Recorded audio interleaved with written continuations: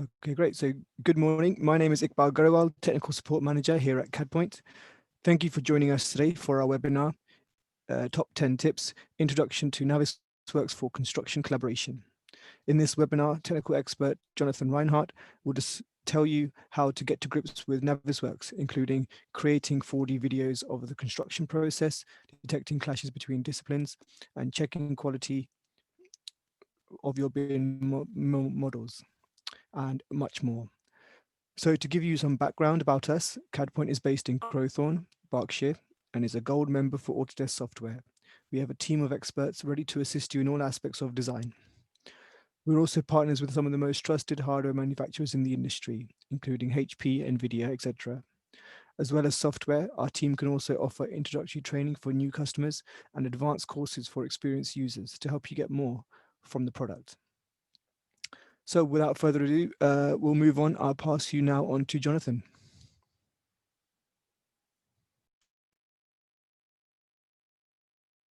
Hi, and thank you for joining us today for the introduction to Navisworks for construction collaboration. My name is Jonathan Reinhardt, and I'm a technical consultant on behalf of CADpoint today.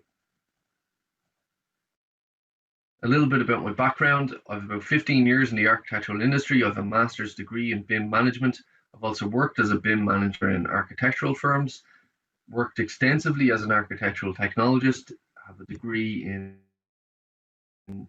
architectural technology from the University of Wolverhampton, and I'm a member of the Chartered Institute of Architectural Technologists, and I present at various UK and Ireland BIM events.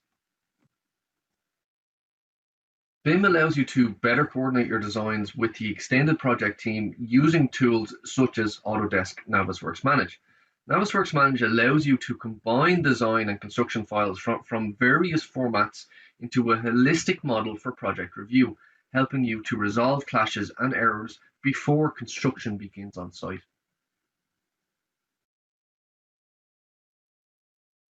Navisworks comes as part of the AEC collection, or it can be in fact bought as a standalone piece of software as well. So just be aware that it does come as part of the AEC collection, which you may already have if you have a copy or a license of Revit. Perhaps your office also has the AEC collection, which is a suite of products, including Autodesk Navisworks and Revit and a lot of other products as well.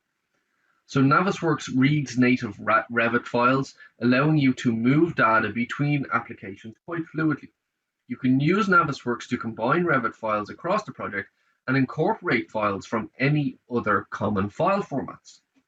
So it's not strictly just Revit models that you bring into Navisworks. You can also use things such as IFC, DWG, and lots of different types of file formats outside of the Autodesk neutral formats. Once your files are in Navisworks, you have several features for working with the data. The most commonly known feature of Navisworks is clash detection and model coordination. With this feature, you can anticipate and reduce potential clash and interference problems before construction, minimizing expensive delays and rework. Navisworks also integrates with BIM360 and BIM360 Glue Classic version, and the next generation BIM360 version. This simple integration with BIM360 provides access to models in the cloud, share data and workflows with your BIM360 projects, and also integrate with BIM360 Issues, which was released in the summer of 2020. A powerful benefit of Navisworks is the aggregation of data into that single model. With this, you can combine design and construction data into a single model using model publishing, data, and model aggregation tools. You can also use Navisworks for model simulation and animation, where you'll be able to animate and interact with objects for better model simulation. For today's top 10 tips, what we're going to run through is number 1, understanding file types. Number 2, using clash detection. Number 3, timeliner. Number 4, switchback with Revit. Number 5, shared views. Number 6, creating search sets. Number 7, using viewpoints. Number 8, creating and applying markups. Number 9, using the Animator integration. And number 10, using BIM360 Issues.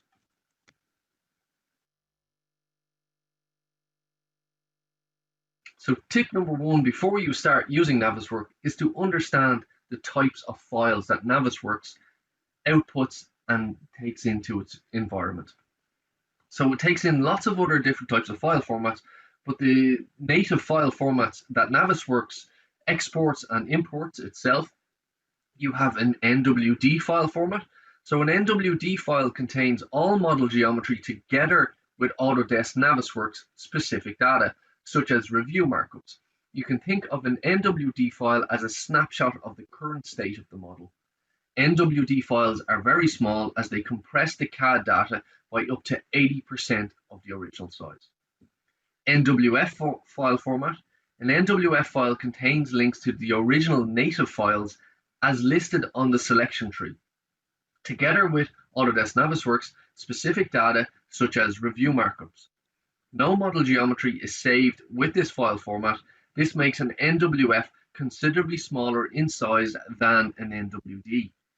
An NWC file format or a cache file, by default, when you open or append any native CAD or laser scan files in Autodesk Navisworks, a cache file is created in the same directory and with the same name as the original file, but with an NWC file extension.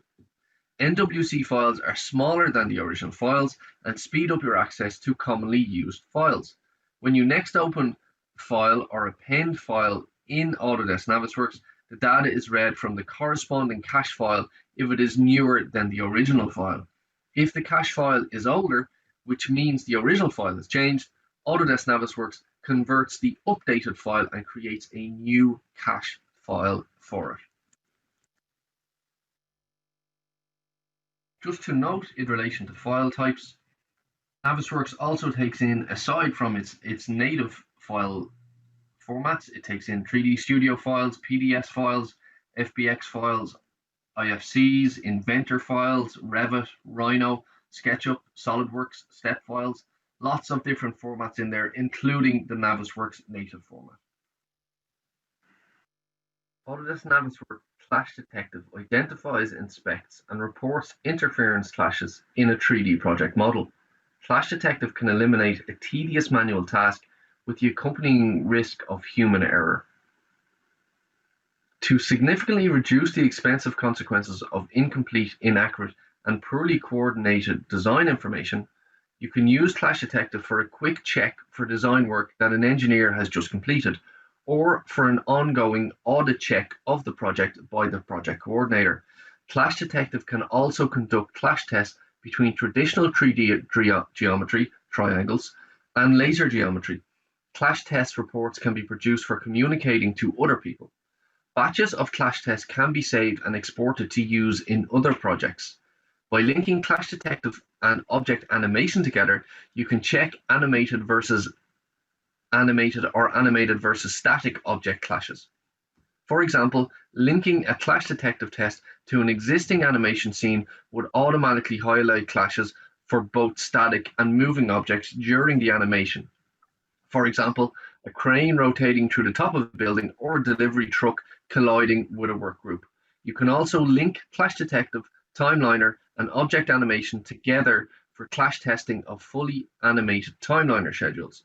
So instead of visually inspecting a timeliner sequence to ensure, for example, that the moving crane didn't collide with a work group, you can run a Clash Detective test. In this example of clash detection, we're just going to run a very simple and basic clash detection to show you how quick it is to get up and running. So assuming you have two different clash models loaded in, or even one to clash against itself, in this case we have an architectural model, and I know this by the name of it.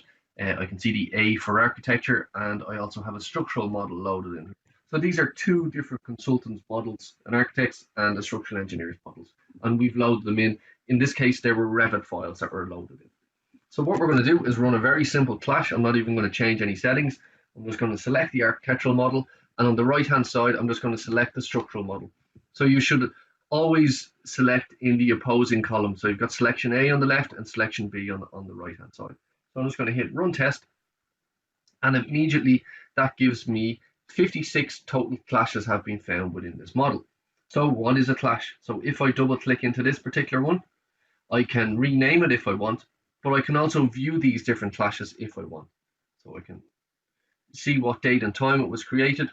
Then I can also, if I select the focus on clash in viewpoint on the right hand side, it will bring me directly to where that clash occurs. So if I select another clash, for example, and what I'm actually going to do here is just, I'm going to turn off highlight all clashes, because that way it will only now pick out the individual clashes for me. And that's what we want in this case. So on my clash window here on the right hand side, as you can see, as I select a clash, it shows me exactly what is happening in that clash. So I can see here I've got a column in the small, got a floor here in here. There is no clash.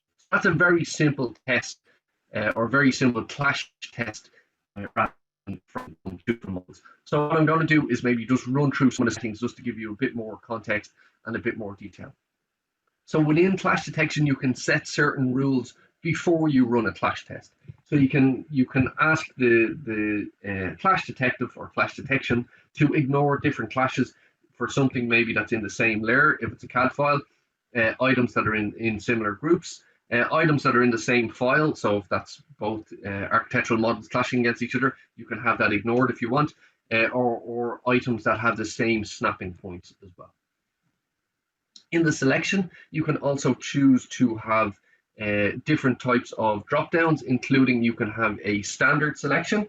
So the standard option provides a full expandable list of all the layers. So I can drop down the architectural model and I can see absolutely everything in this model, the type of walls, and if it's a basic wall, what type of wall it is, and even down to any other type of objects that may be loaded in. So in this case, we have very few objects. We've got floors, we've got roofs, and we even have some doors as well. We can even clash just the doors against the structural model if we wish. And that's what the standard view tab appears like. I can also choose to use compact. So compact option provides a top level listing of the layers. So only giving me the name of the top line models, just the file names essentially in this case.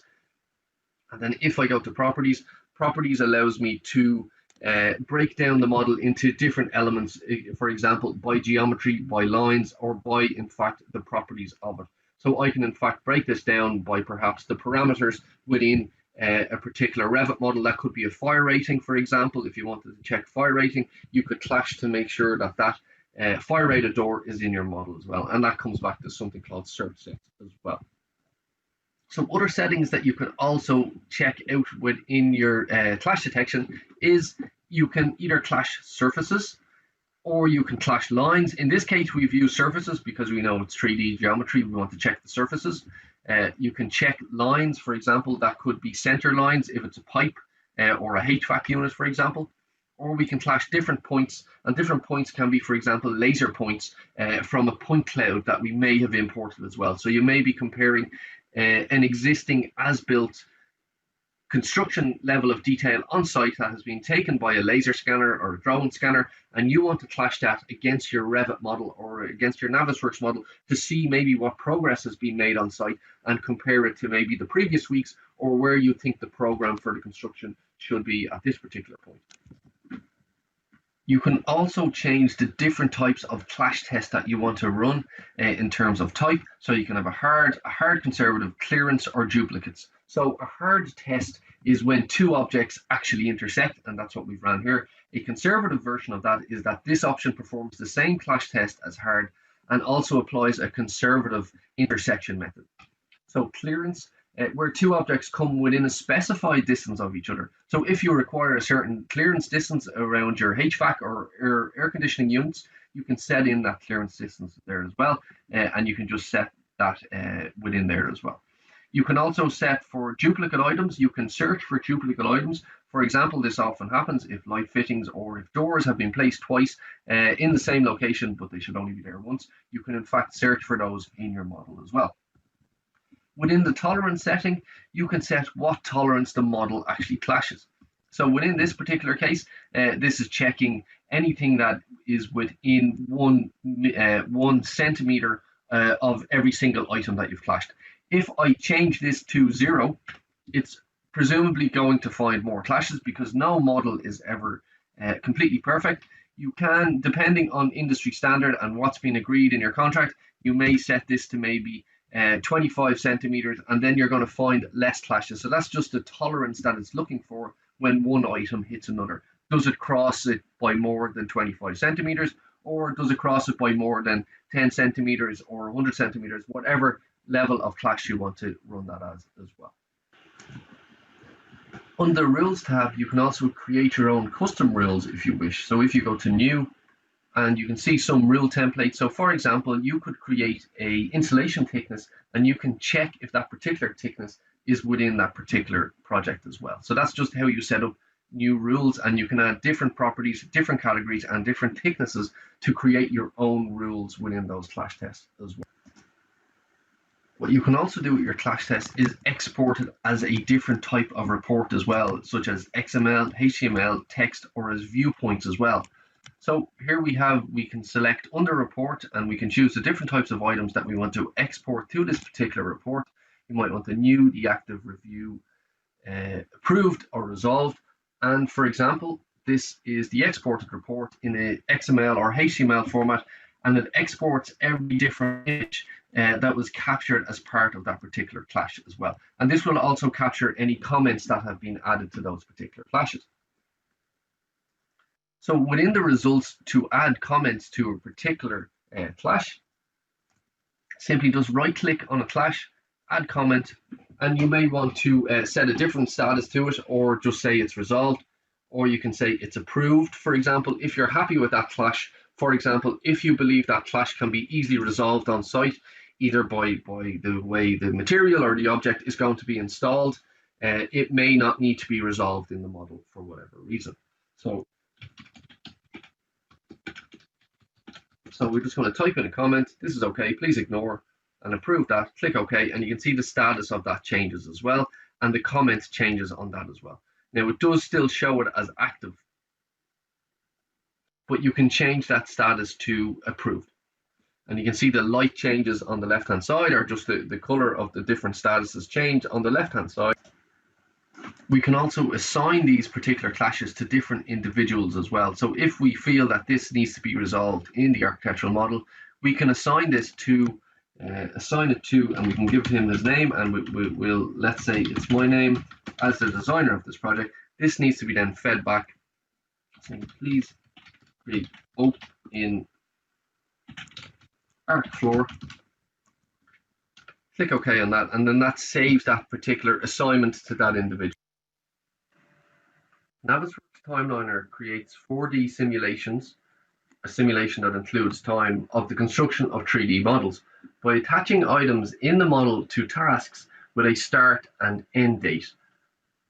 You can create a simulation that shows sections of the model being added or removed over time, according to the scheduled tasks. With Timeliner, you can also link the objects to tasks in an external scheduling file and synchronize the simulation with the actual status of the project. Actual and planned dates can be associated with the tasks, simulating actual against planned schedules. To first set up a timeliner, what you want to do is enable your timeliner in your user interface. So you'll see it will pop up, should be in the bottom of your screen. And you need to do something called adding tasks. So these tasks can be added manually, and these are related to the actual objects in the project, if it's walls, foundations, columns, or beams, etc. But for this example, we're just going to add them manually just so you understand how you actually add objects to an associated length of time of construction as well. So here we have our model that we were already in earlier. And what I'm going to do here in tasks, I'm just going to add a task, and I'm actually just going to name it as ground floor slab.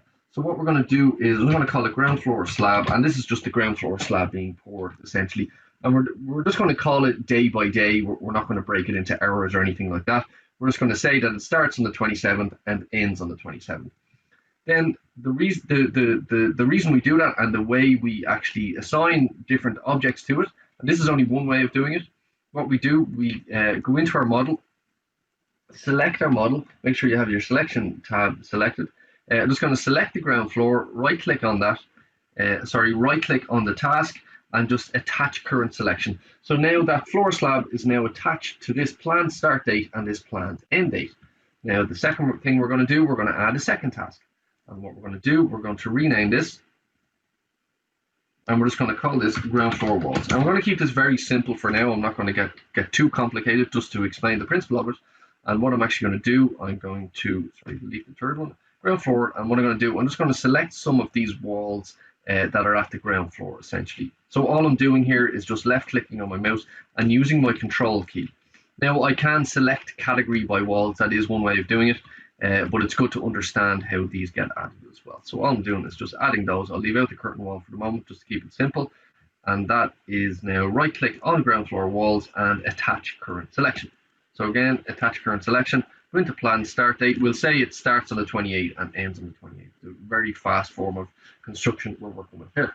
Now we're going to add another task, a third task, and we're just going to call this, first floor slab, and we're going to add the first floor slab. So first floor slab, excuse my typo, first floor slab, and we're going to do exactly what we already done. And I've actually hidden the curtain wall here. How you hide something is you click it and just go hide. So I've just hidden those items. They're still there, they're just hidden.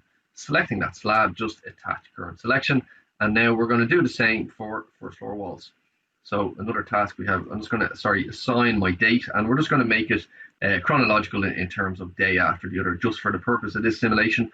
But obviously you can understand that there's crossover tasks and tasks that take a lot longer than a day as well.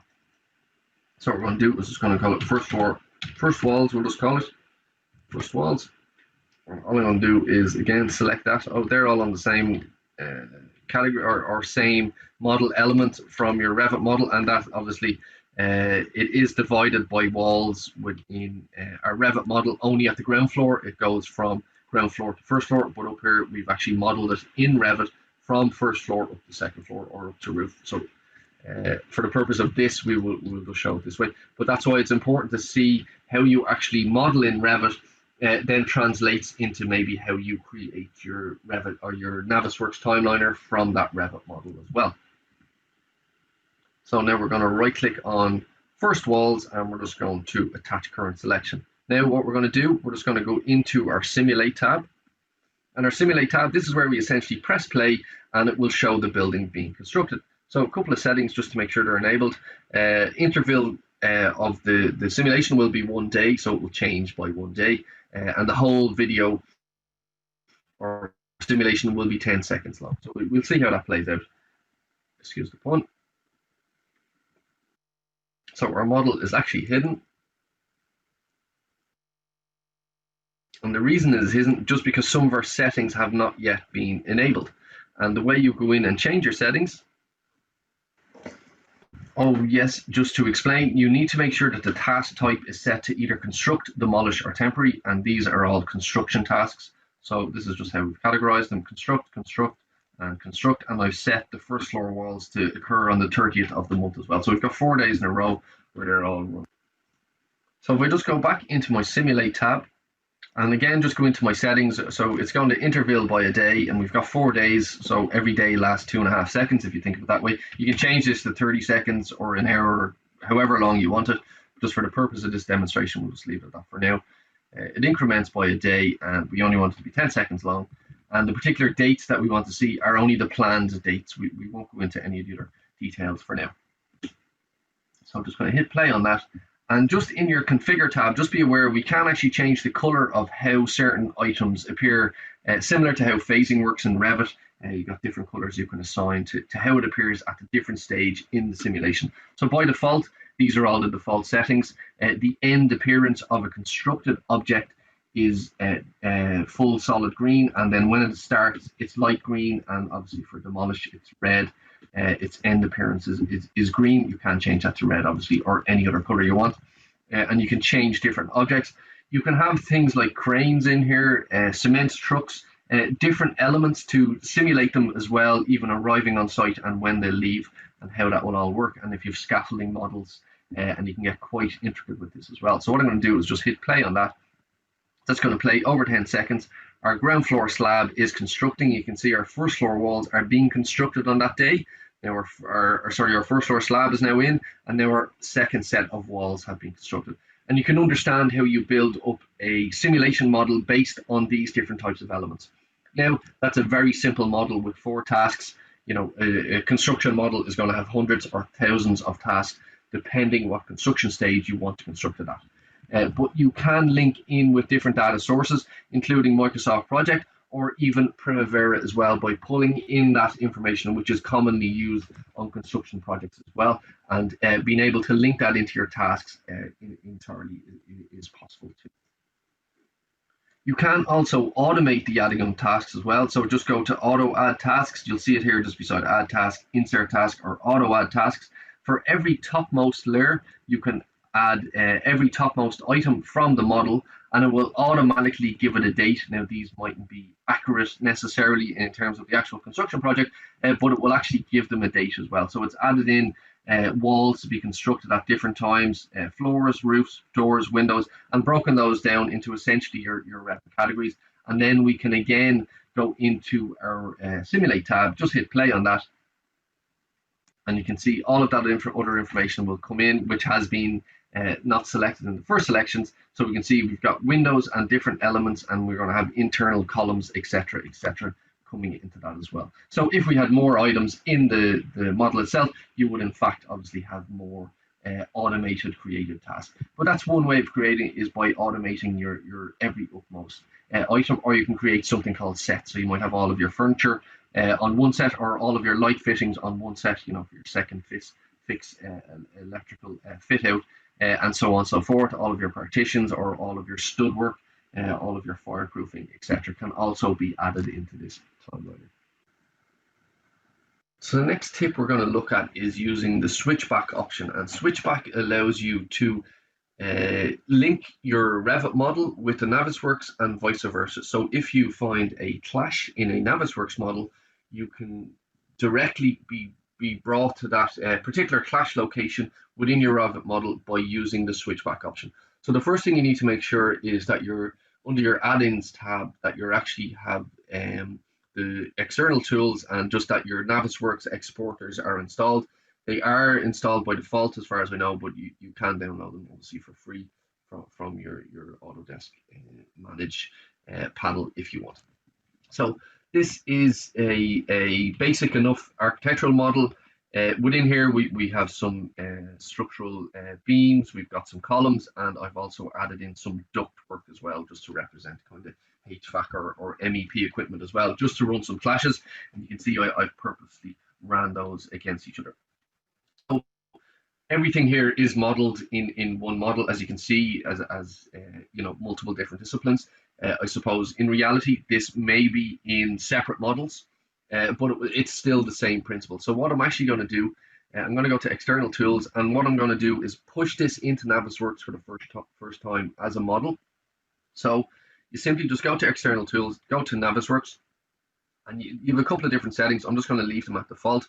But for example, you can set up the coordinates so that they're either shared or project internal coordinates, and even things down to such as compressing your file by, you know, if you convert the lights or not, do you convert them into Navisworks objects or not? And this can obviously impact your file size. If you're working with larger files, you may need to be more conscious of what you're exporting from your Revit model itself. So a couple of other options here as well in terms of performance. Do you duplicate certain information when they're converted? So I'm going to leave them at default by now, just for the purpose of this. And what I'm actually going to do, I'm going to export this. I'm going to overwrite this previous file. So this is going to export this as an NWC file. So you can see 188 something items got exported there. So that's now brought it into Navisworks. So I'm going to close this file. I'm going to save this. Just click save on that. Yes. So I'm going to close this. So what I'm actually going to go into is I'm going to open up my project 1 in Navisworks.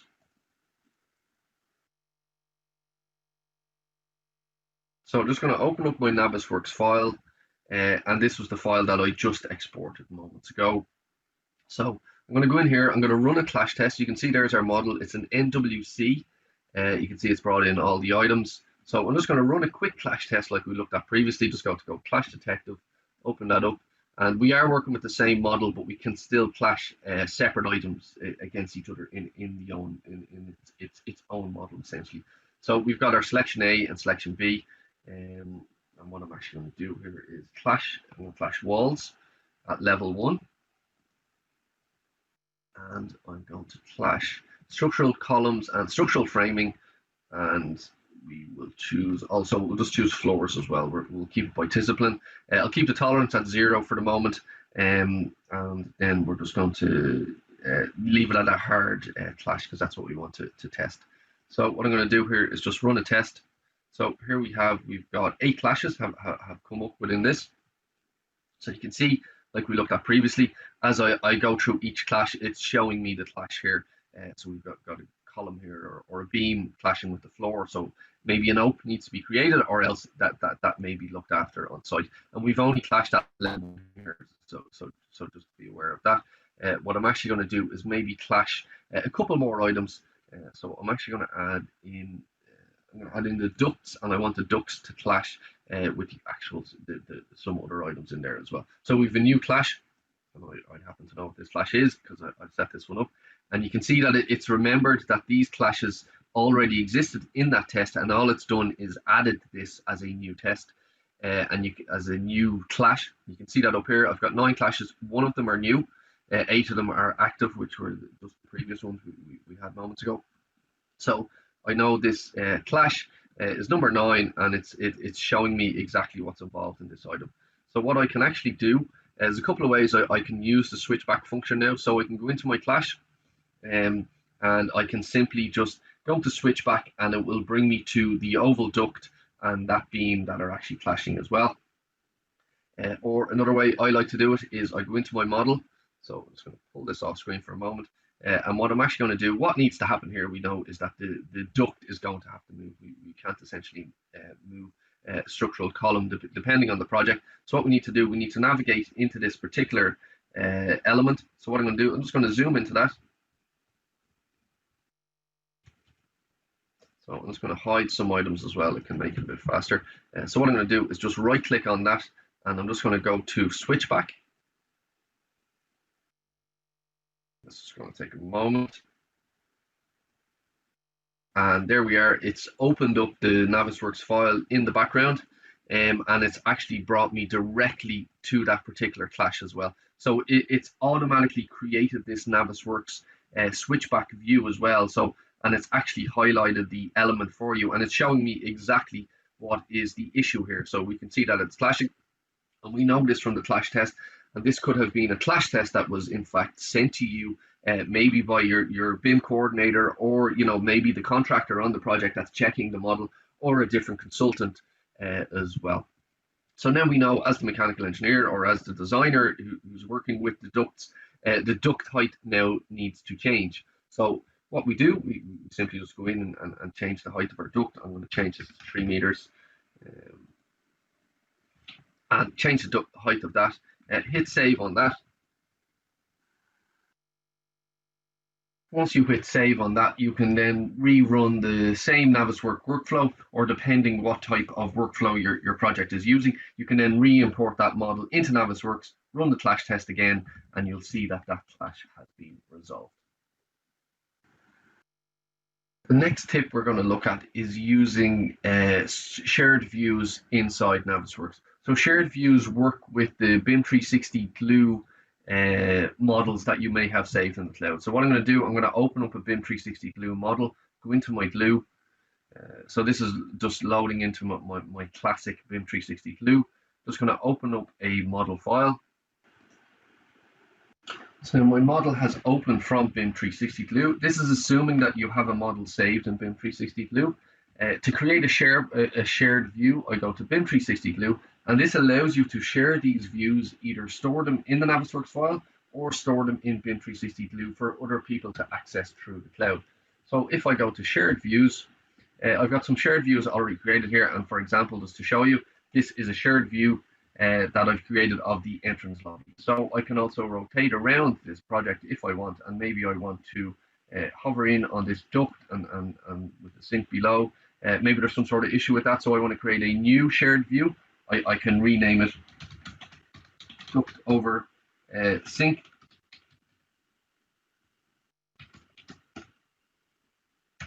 We'll say please check height, just to make sure that there's adequate head height.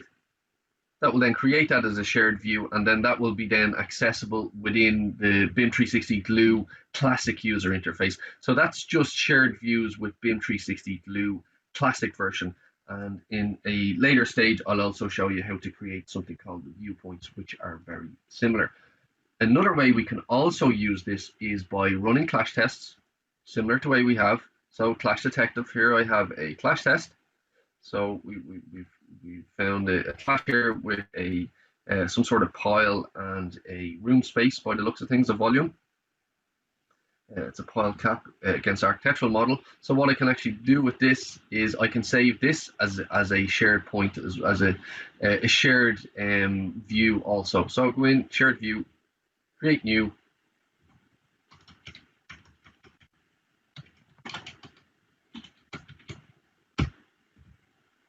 Hit save. And again, these are now accessible in BIM360 Glue by logging into the browser as well.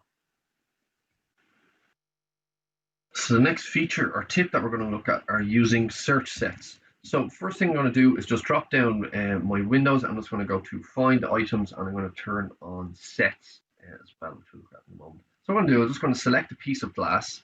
So what a search set allows you to do is pull together information that perhaps may be named differently in different objects, but could mean the same thing. And one example of this is glazing or glazed and glass. You want to search for all of those and to be able to quantify them or categorize them together inside of Navisworks. So the first thing I'm going to do, I'm going to go into my Find Items search tab.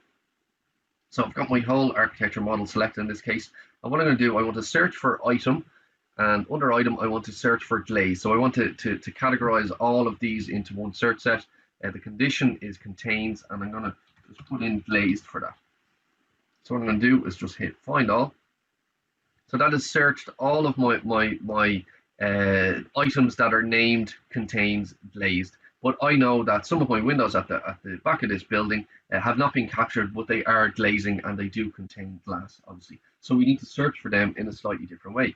And the way we're going to do this is by adding another search option.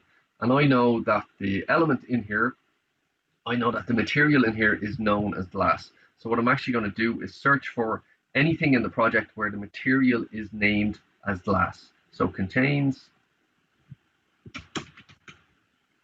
and what I'm going to do is hit enter on that, hit find all, and we can see now that it has selected some additional items for us as well. And I can see it's actually reduced. So what it's done is actually, it's actually divided that. It's gone into the category of glazing, and then it's only found the ones that contain glass. So what I'm going to do is just add an OR condition to this, hit find all, and we can see we now have 8,000 items found in that particular. What I want to do now is search this as a search set. So what I can do, I can also export this as an XML search set that will be saved for later, and it could be just glass and glazing. So that's one way of doing it, and this can be imported into any project or multiple projects, obviously, that use the same search set. You can use this, or as your building gets updated, this building we have here, as it gets updated over the course of the design stage and even into your construction stage, you can still run this search set as more glazing or windows get added. Then the items will automatically be categorized, and you'll see your item selected, increase or decrease depending on that. So that's how you search that. I'm just going to replace that, save that there. So what I can also do now is save that as a search inside the project. So hit save search, call that as glass and glazing, all building. And the reason I'm saying all building is because it's all levels. It's not just one floor, which you may do.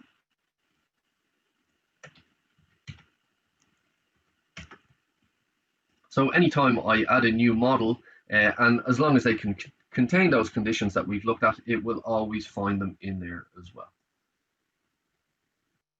If I had other search sets from another project, I can just go to import search sets and simply just search for where my search set is, and imported from wherever my particular location is as well as an XML file. Another way to save your search sets is also just go into File, and if I save this as an NWF file, which is a file set, this will save all of my search sets. Therefore, somebody can open this NWF search set and import their own projects into it, and all of my saved search sets will be saved down here. You will presumably have 10 or 20 at least search sets down here, and there may be such things as searching for certain fire breaking elements, even insulation thicknesses, insulation sizes, and making sure that your model is quantified and contains all the correct items for the construction of your project. The next item or feature that I want to show you is something called Viewpoints. So Viewpoints allow you to capture the model at a point in time, and they'll save the model as you've saved the viewpoint at a particular point in time. So let's say, for example, you want to save just a 3D view, maybe looking into this kind of courtyard area here. You can just go to Viewpoint, save viewpoint, hit save viewpoint, and call it courtyard view.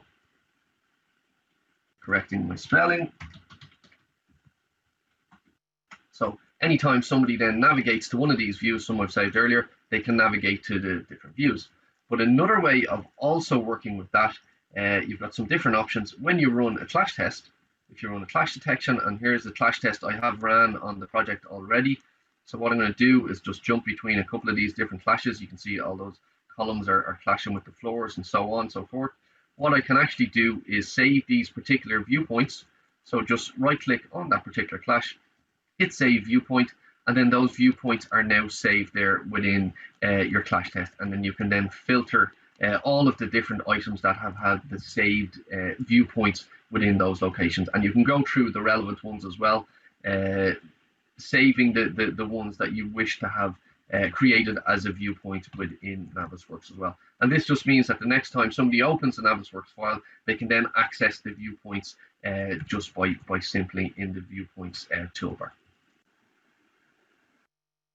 And again, if we just continue within the clashes, but what we're going to look at now is actually some of the markup tools that you can use within those particular viewpoints. So again, here we've got some clashes. We can hover through these clashes if we want. So what I'm actually going to do is just hover into this particular clash, and I can see this clash is the architectural floor clashing with some sort of column. So what I want to do is add some sort of markup in here.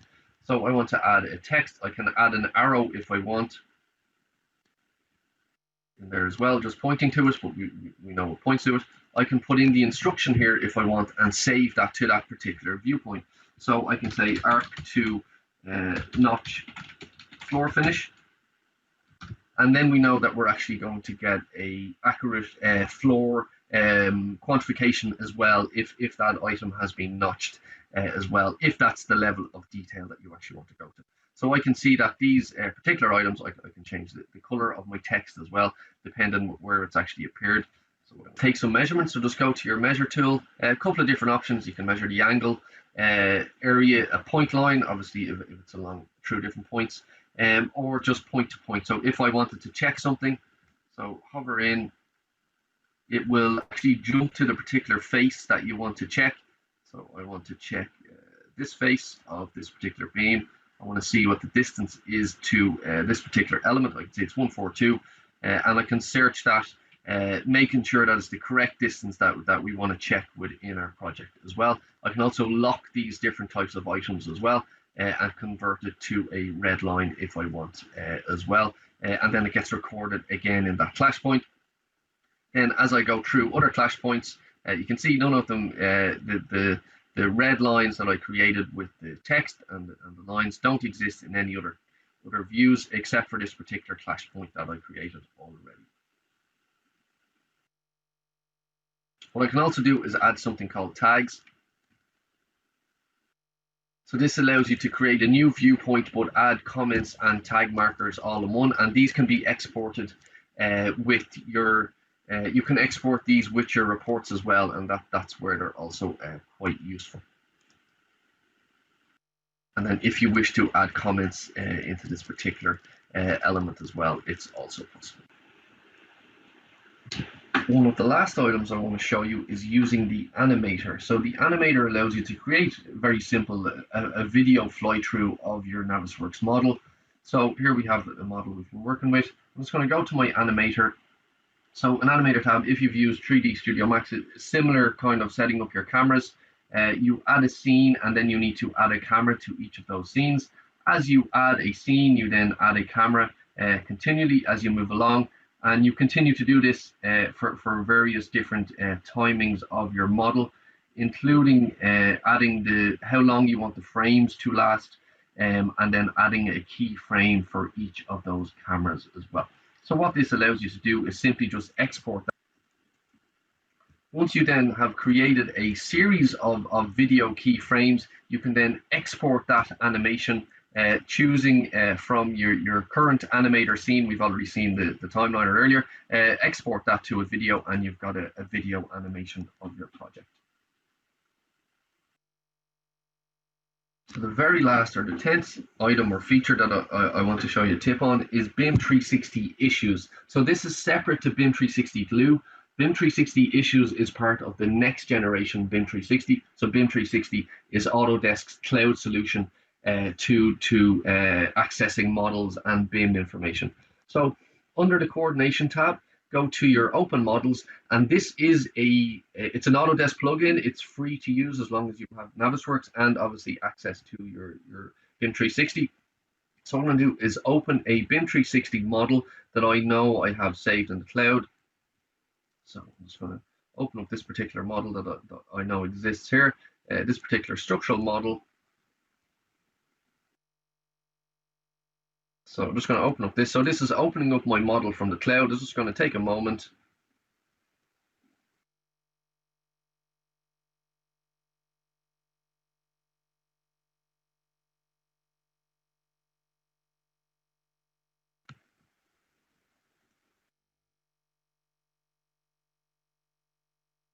So I know that this particular model only contains beams. I can, in fact, link in my architectural model if I wish to in here. So I can, in fact, pull in my architectural model, and I want to add that to the list as well. Just going to open my architectural model.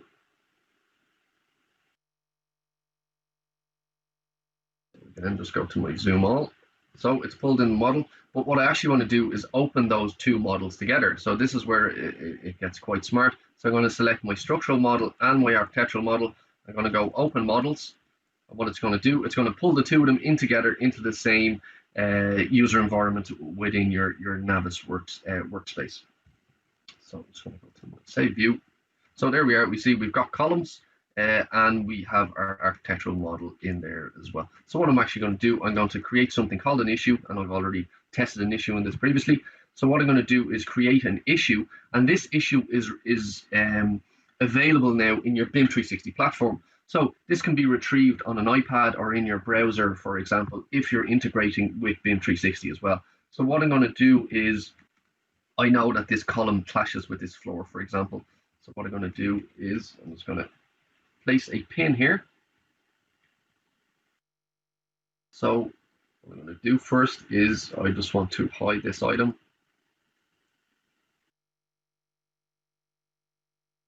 So I want to call this create open floor.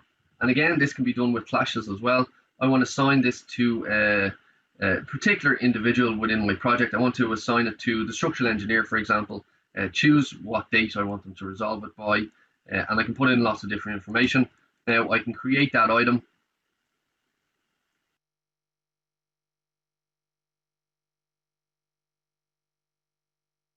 What I can then proceed to do is log into my BIM360 user interface in my web browser, or whoever it has been assigned to will receive a notification.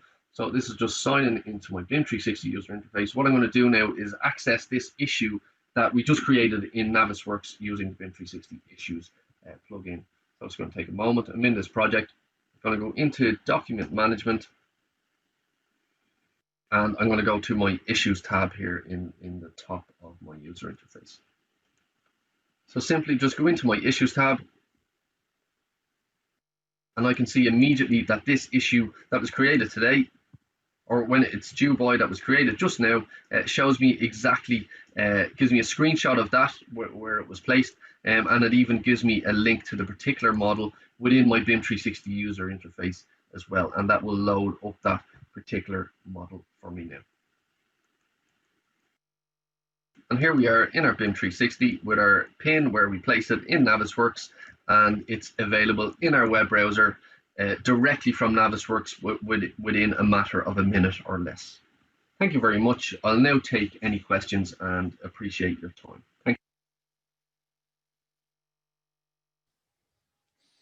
Thank you very much, Jonathan. That was very informative. We have a lot of questions here, so I hope you're ready.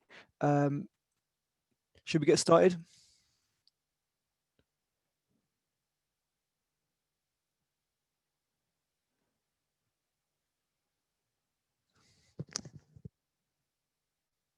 Jonathan?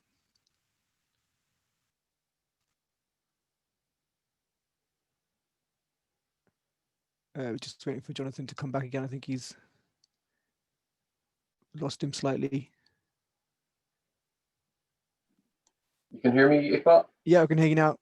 Oh, sorry. Yeah, so the first question I can see, can you set a rule to ignore structural columns and architect floor? Yes, you can. You can do it two ways. You can set a clash rule to ignore it, or in fact, you can set up a search set to omit those clash items as well. So there are two ways of doing it. There's another one here. How do you stud walls? So, example, the stud work goes up first, then the M&E do the first fix, and then the plasterboard goes on. From what I understand, that is in relation to the timeliner.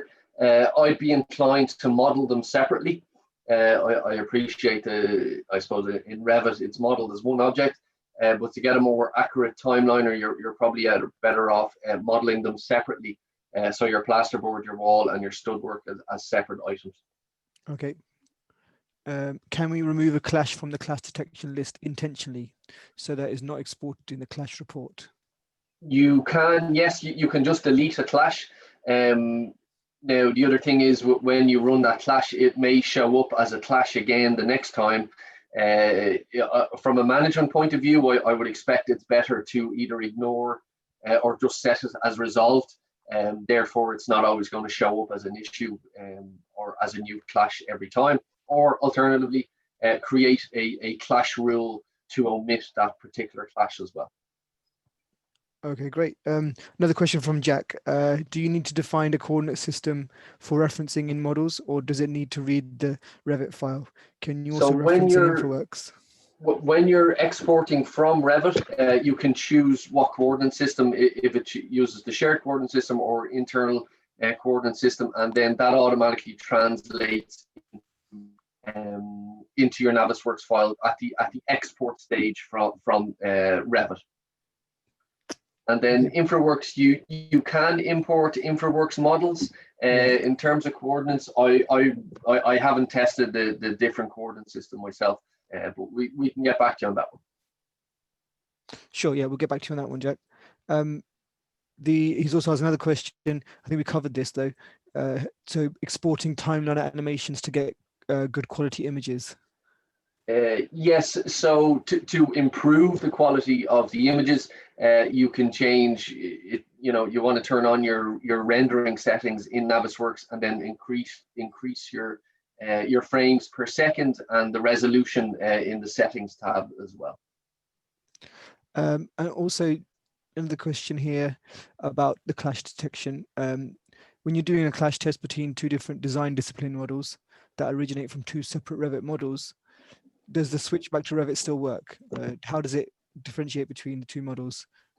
So the switchback, so the way the switchback works is you need to be working off the same location of your Revit file. So presumably it's your internal server, but I know you may have a model from another discipline, and you will have had, as long as you have opened that file in Revit and selected switchback, and if it's two different files, as long as you've done that in two different files, enable the switchback under the add-ins tab and then open in Navisworks, as long as you haven't moved the Revit file, it will still switch back.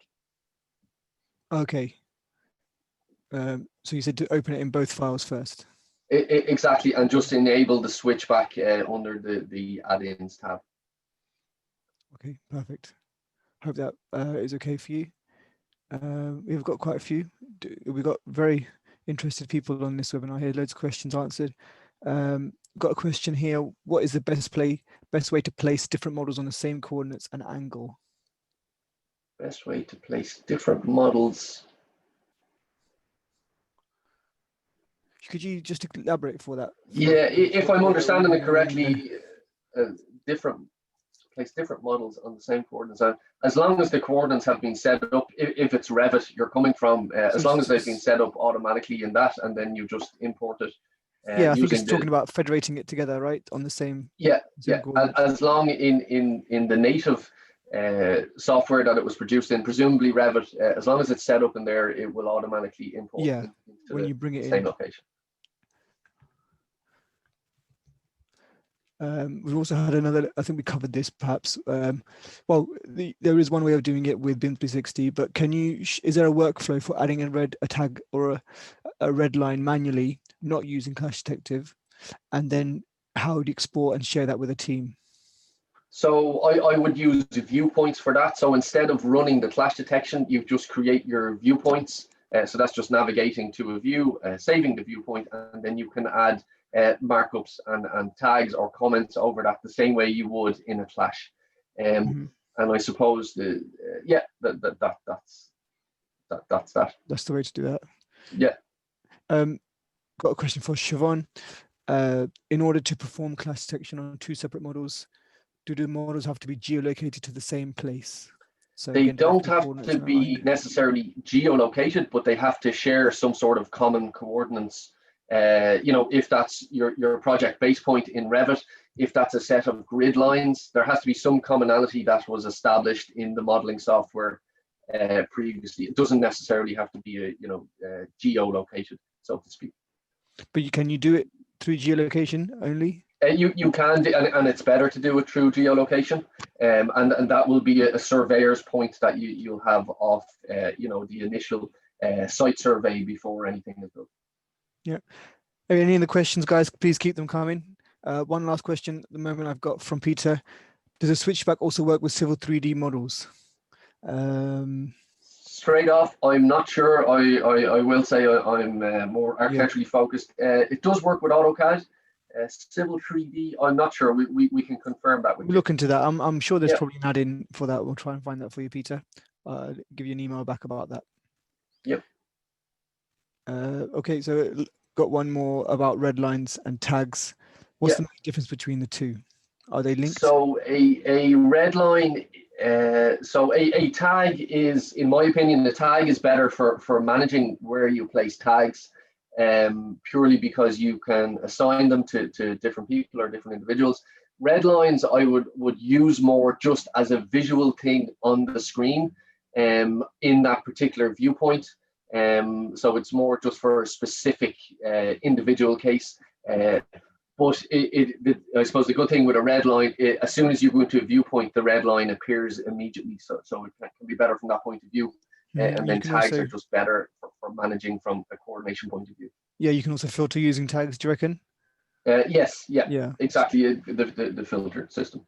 Yeah, perfect. I think, thank you so much for those questions, guys. Again, keep them coming if you have any more, if you think of any more. Just going to go through, while we're waiting for anybody else who wants to put a question in, Jonathan, I'm just going to go through a few of the future webinars that we are holding in the next couple of weeks. Just to let you know about those.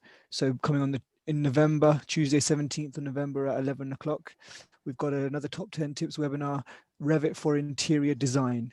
So in this webinar, we've got technical consultant Lee Milligan who's going to provide top tips on implementing a Revit workflow for interior design, going through stuff like creating drawings, 3D models and creating schedules, making a change in a plan and seeing the result in 3D, explore materials, and changes, and as changes are made, notes automatically update.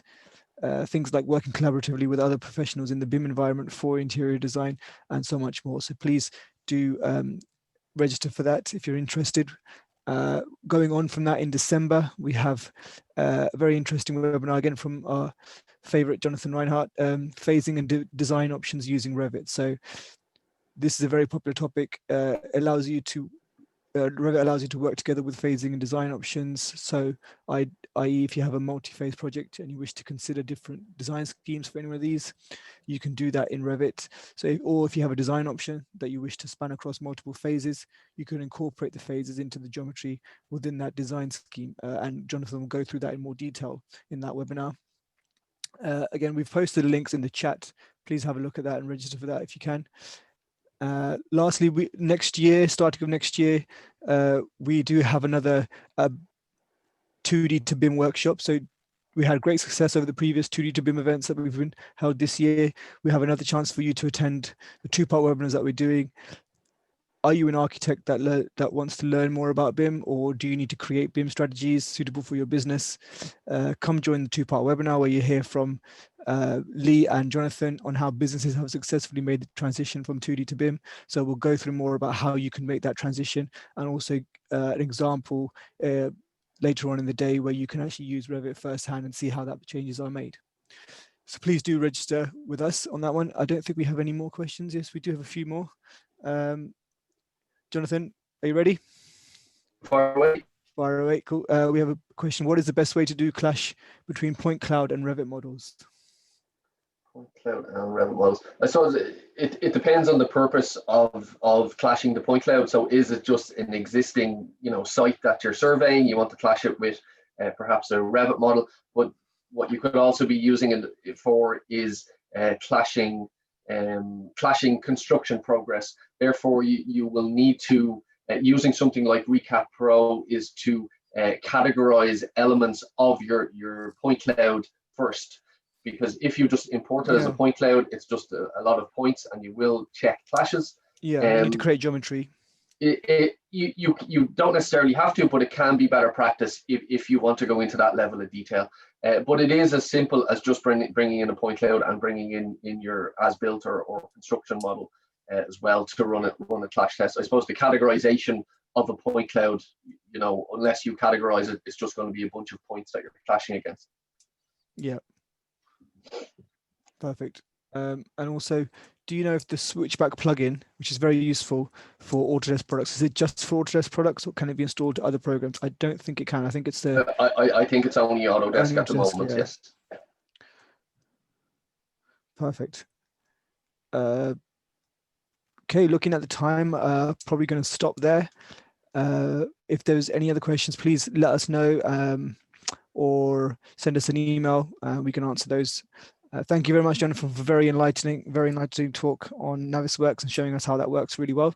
This video will be published on our YouTube page very soon, so we'll send you links to that once it's up and running, so you can have a look at it again. If there's no other things, I think Jonathan will call it a day. Thank you so much for being here. Thank you very much, guys, for being here today. Hope you have a lovely rest of the week and a lovely Wednesday afternoon. Thank you, everybody. Have a good week and stay safe. Stay safe, everyone. Take care.